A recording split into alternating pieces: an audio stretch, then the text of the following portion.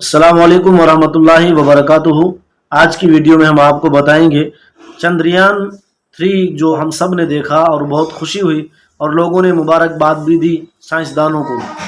लेकिन जब हमने अपने अकाबिरीन को पढ़ा तो हमारे अकाबिरीन तो पहले लिख चुके हैं इस बारे में।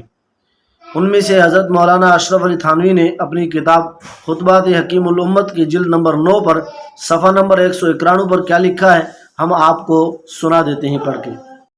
मिरेख पर आबादी। मिरेख कहते हैं एक सितारे का नाम है जो इल्म नुजूम के एतबार से 7वें आसमान पर है।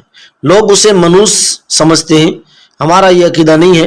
मंगल सयारा उसे कहते हैं। तो हजरत आगे लिखते हैं, फिर देखिए तो कि खुदा और इतनी कसीर मखलूक का वो इंतज़ाम फरमाते हैं जिसकी शुमार नहीं हो सकती। अव्वल तो ज़मीन ही कितनी बड़ी है, फिर उसमें हैवानात और कीड़े मकोड़े भींगे वगैरह किस कदर बेशुमार हैं।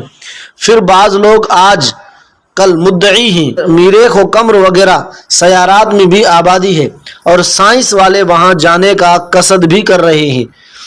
इसको भी मिला लीजिए तो हैवानात का और अदद बढ़ जाता है।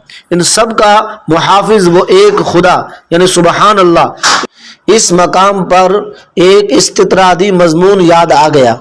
इस्तितरादी कहते हैं असल बहस को मुलतवी करके किसी और बहस को छेड़ना या उस पर तबसरा या हाशिया लिखना। वो ये कि बाज लोग जो मिरेख में जाना चाहते हैं, हम तो इस इरादा से खुश हैं क्योंकि हमारे बहुत से काम निकलेंगे। अव्वल तो मेराज से इश्काल रफा होगा, दूसरे अखबारात में वहाँ के हालात पढ़ेंगे तो अजाइबात कुदरत का इल्म होगा। शरअन वहाँ आबादी होना महाल नहीं है क्योंकि शरीयत ने उसकी नफ़ी नहीं की, बल्कि गालिब तो यही है कि सुकूत किया है। और एहतिमाल के दर्जा में बाज नुसूस में इस मसले को दाखिल भी कर सकते हैं क्योंकि कुरान में एक मकाम पर अल्लाह ताला इरशाद फरमाते हैं, वमिन आयातिही खल्कुस समावाति वल अर्ज़ि वमा बस्स फ़ीहिमा मिन दाब्बा।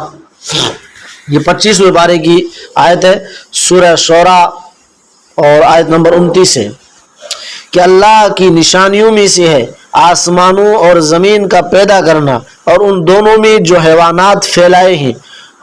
और दाब्बा का इतलाक मलाइका पर नहीं होता। मुफस्सिरीन ने तो उसमें ये तावील की है कि मुराद मजमुआ अर्ज़ व समा है कि मजमुआ में दाब पैदा किए और मजमुआ पर हुक्म एक जुज़ के एतबार से भी सही है। चुनाचे यख़रुजु मिन्हुमल लुअलु वल मरजान, इन दोनों से मोती और मूंगा बरामद होता है। मुफस्सिरीन ने यही तावील की है। बहरहाल मुमकिन है कि सय्यारात में भी कोई हैवानी मखलूक हो और उससे अहले साइंस का गुरूर तो टूटा क्योंकि वो अहले मेरेख को अपने से आकल मानते हैं। फिर उसके साथ समावात और अजराम उलूहिया के मखलूक मिला लो और उसके बाद कश्फ को भी मिला लो।